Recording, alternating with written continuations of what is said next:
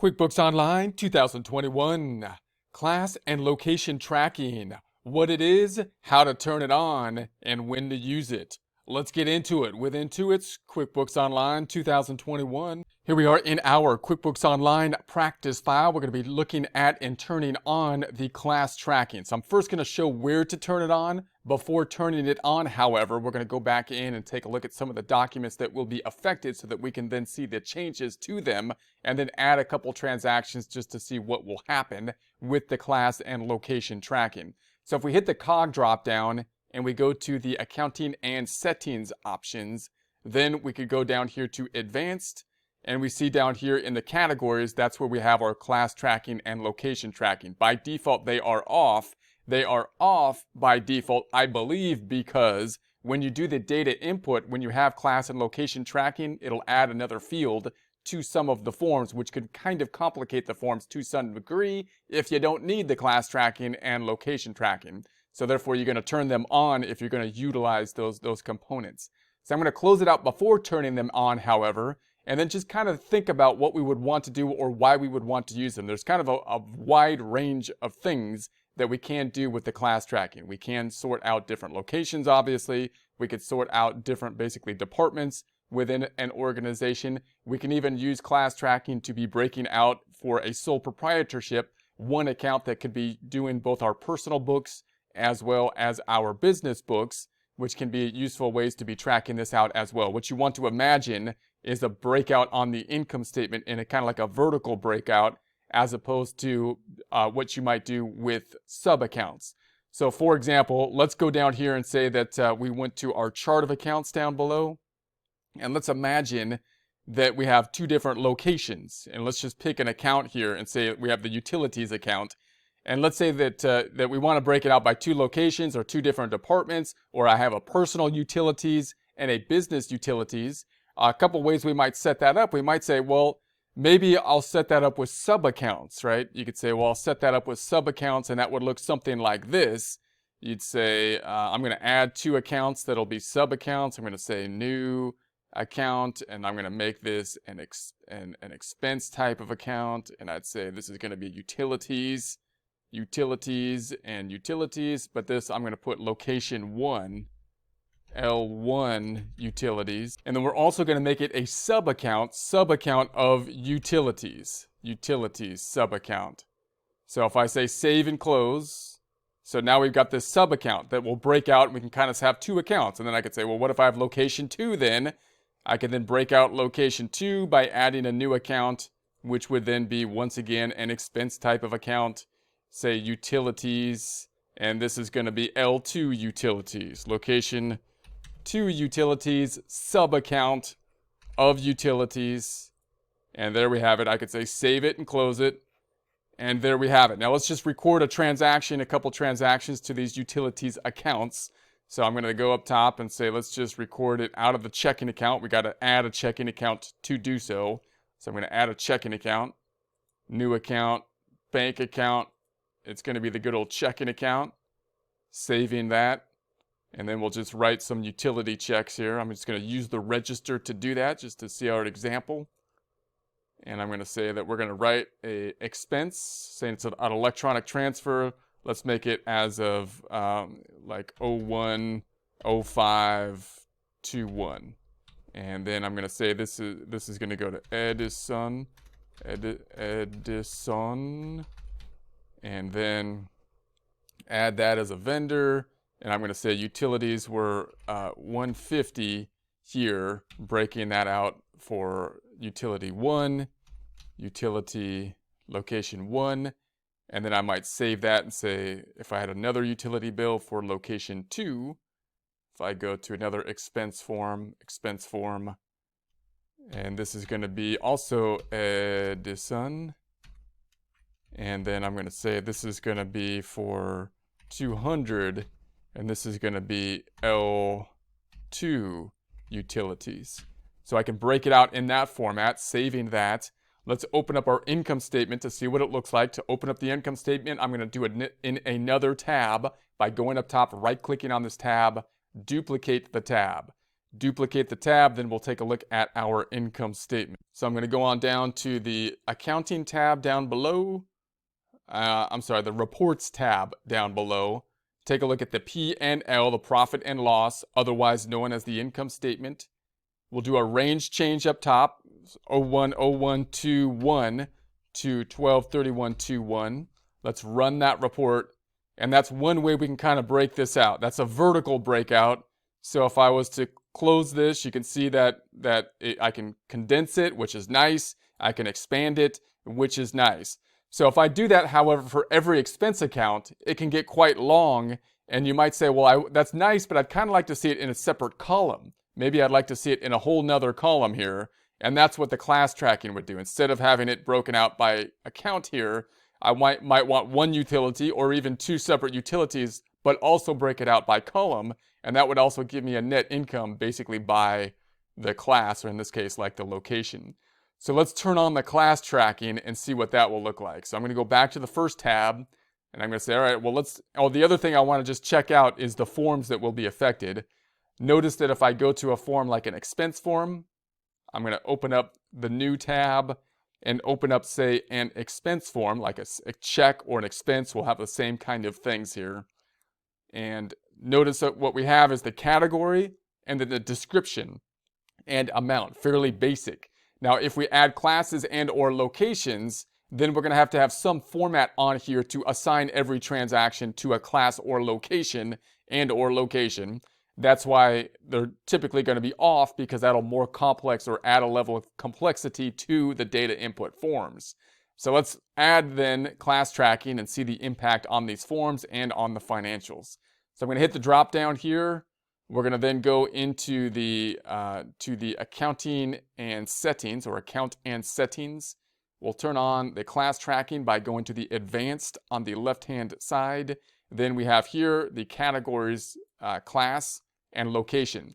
These are separate, so you may just want to use one or the other. You don't need both of them on, but I'm going to turn both of them on. One of the differences is, and it can be a little bit more confusing now that you have these two items, and the desktop version, I don't think they have like the two, like the location and class at this point in time. So it's a little bit added information, which can make it a little bit more complex to some degree as well. But the classes you can break out by anything. Obviously, you can use any kind of class you could do. You can use locations for different things than locations, but obviously primarily it's given for location. One of the differences is that the location, basically you got to assign the entire transaction to a location typically, whereas the classes you can split a transaction. In other words, if you have like an expense type form, you can have one expense going to one class and one expense going to another class within the same expense form. If you hit the little question item here, it says adds a class field on forms, so you can assign transactions to different segments like departments, locations, product lines. Here we have adds location field on forms, so you can assign transactions to different locations like stores, sales regions, and countries.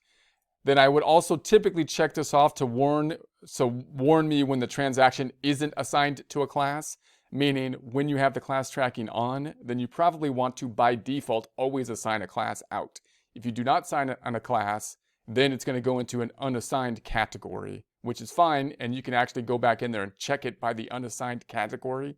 But normally, if you have class tracking on, I would suggest setting up the system so every time you enter a transaction, you assign a class, and then if something is unassigned to a class, you know that an error happened and you can go back into that transaction from the endpoint, from the income statement, and reassign it to the proper class. And then you have the drop down here. You can have one to the entire transaction, which would be easier. So you'd have one class for an entire transaction.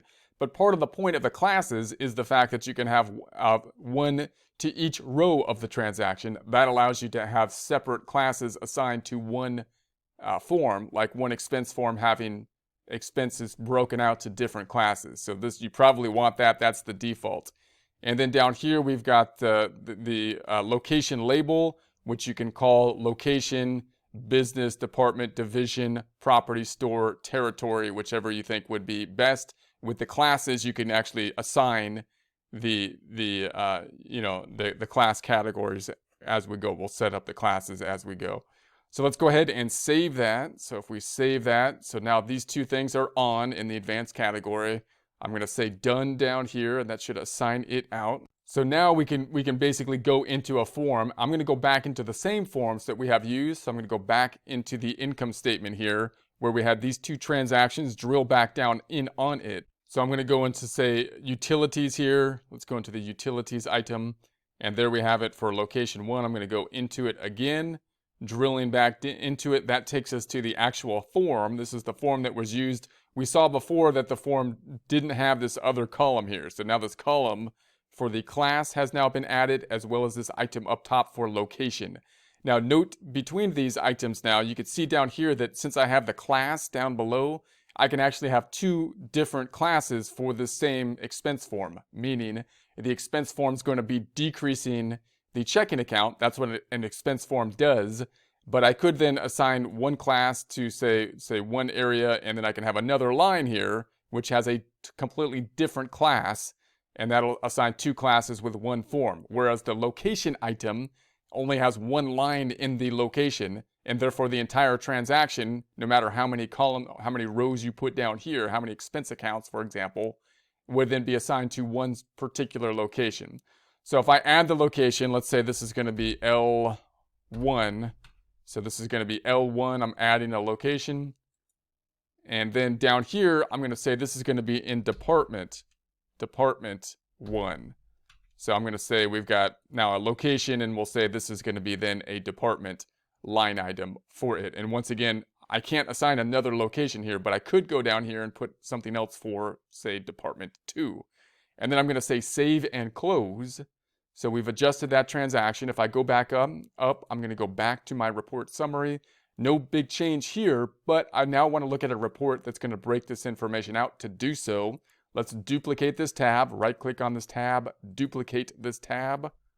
And then I'm going to scroll down, and we're going to go down to the profit and loss, and we now see we got the profit and loss by class, and then a profit and loss by location. Now you can't get to both of these by just going to a normal P&L, but you have these defaults down here. So I'm going to open up my profit and loss by class, and then I'll duplicate this tab again. I'm going to right-click on it and duplicate it again, and then we'll take a look at the P&L by location. So we'll then go down to the reports down below, and so let's find the P&L then by location. So now I'm going to say P&L.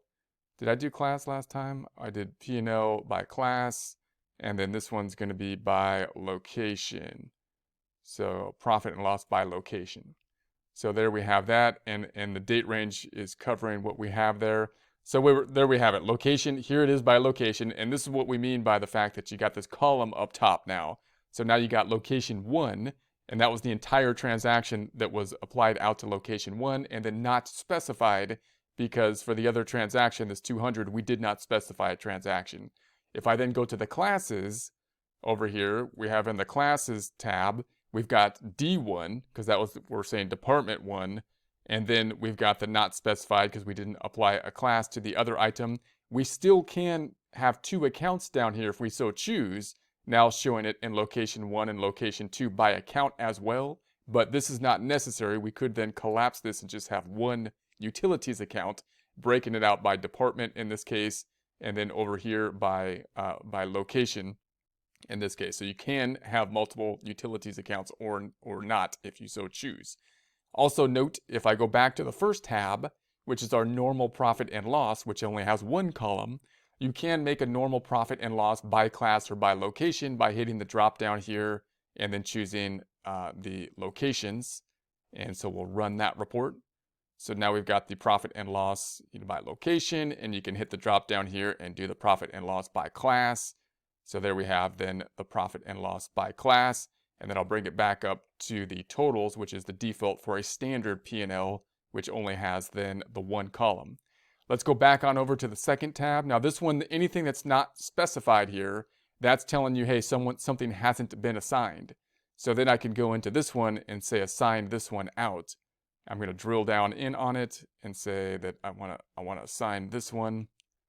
And I'm going to say this is going to be location 2. So let's say this is L2, saving that. And then I'm going to put this one to D2. department 2, and save that. So now we assign this one out. I'm going to say save it and close it, and then go back to our report. And so now if I run this one, we've got D1 and D2. None of it is unclassified. We've got it broken out by Department 1 and Department 2 because those are our two classes. We could still have two separate accounts, but we don't need to. We could use one utilities account, breaking it out between Department 1 and 2.